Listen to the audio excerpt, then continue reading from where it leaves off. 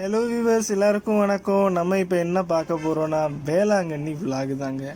இதில் இப்போ பார்த்தீங்கன்னா ஈஸ்டர். இதில் பார்த்தீங்கன்னா மக்கள்லாம் இவ்வளோ கும்பலாக இருக்காங்கன்னு உங்களுக்கே தெரியும். அங்கே படுத்து கிடக்குறாங்க. முன்னாடி உங்களுக்கு என்னென்னலாம் தெரியுது பாருங்க. ஒரு அக்கா ஹாய் காட்டுது. இதுதாங்க வேளாங்கண்ணி. இதில் பார்த்தீங்கன்னா இந்த சிலைகள் இருக்கும், நிறைய கும்பல் இருக்கும். அப்புறம் வேறு என்னங்க, அன்புக்கு பஞ்சமே இல்லை. எவ்வளோ மகிழ்ச்சியாக இருக்குது தெரியுமா சொல்லும்போது. இதெல்லாம் பார்த்தீங்கன்னா உங்களுக்கே ஆசையாக இருக்கும் போயிட்டு வரணுன்ட்டு. கண்டிப்பாக போயிட்டு வாங்க. வாழ்க்கையில் மிஸ் பண்ண இங்கே பாருங்கள், பீச்சில் பார்த்தீங்கன்னா கடலில் எல்லாருமே சந்தோஷமாக இருப்பாங்க. திடீர்னு பார்த்தீங்கன்னா பச்சை சட்டை போட்டு ஒருத்தன் வருவான், திடீர்னு பார்த்து நீல சட்டை போட்டு பின்னாடி இருப்பான். நிறைய சந்தோஷம் போட்டு வேண்ட இடம் தான் இது. 1 கிலோமீட்டருக்கு வெறும் சேண்ட் மட்டும் இருக்கும். சைடில் அங்கங்கே சாமி சிலை இருக்கும். இது பழைய வேளாங்கண்ணி டைரக்ஷன் நோக்கி தான் இருக்கும்.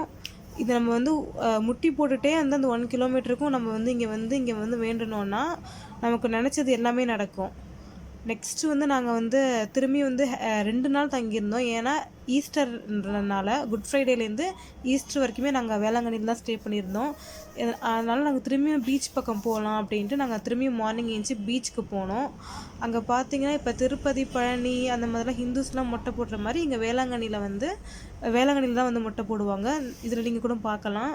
அதுக்கப்புறம் ஃபுல்லாக நீங்கள் சைடில் பார்த்தீங்கன்னா எல்லாமே இந்த 10 ரூபா கடை, 20 ரூபா கடை இதுதான் மோஸ்ட்லி இருக்கும். நிறைய கும்பலாக இருக்கும். நீங்கள் பாருங்கள், நிறைய 10 ரூபா பொருள் இங்கே கிடைக்கும். Kerchiefs, bag, chain, key chain, இது எல்லாமே நீங்கள் பார்க்கலாம். உங்களுக்கு என்னென்ன வேணுமோ வாங்கணும்னு ஆசைப்படுறீங்களோ அந்த சின்ன பிள்ளைங்களுக்கு பிடிச்ச மாதிரி பொருட்கள் எல்லாமே இருக்கும். ஸ்வீட்ஸ் கூட இருக்கும். அப்புறம் அந்த கடல்லேருந்து கிடைக்கிற சங்கு வச்சு நிறையா கலை பொருட்கள் செய்வாங்க. நிறைய வெரைட்டிஸ் ஆஃப் பேக்ஸ் இருக்கும்.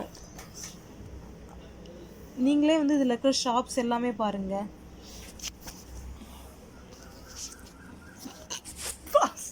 இதெல்லாம் என்ன கடைங்கன்னு பார்க்குறீங்களா? இதெல்லாம் 10 ரூபா கடைங்க. 10 ரூபாய்க்கு இருக்கிற பொருட்கள்லாம் உங்களுக்கு கிடைக்கும். இந்த மாதிரி கடைகளெல்லாம் நாங்கள் நிறைய எக்ஸ்ப்ளோர் பண்ணுவோம், நிறைய ஷாப்பிங்லாம் போகணும். கண்டிப்பாக நீங்களும் போய் பார்த்தீங்கன்னா உங்களுக்கும் பிடிக்கும். இப்போ பாருங்கள், எவ்வளோ பேர் எவ்வளோ அழகாக ஷாப்பிங்லாம் பண்ணுறாங்க. திருடிடாதீங்க, அப்புறம் மாட்டிக்குவீங்க. இந்த மாதிரி பொம்மைகள்லாம்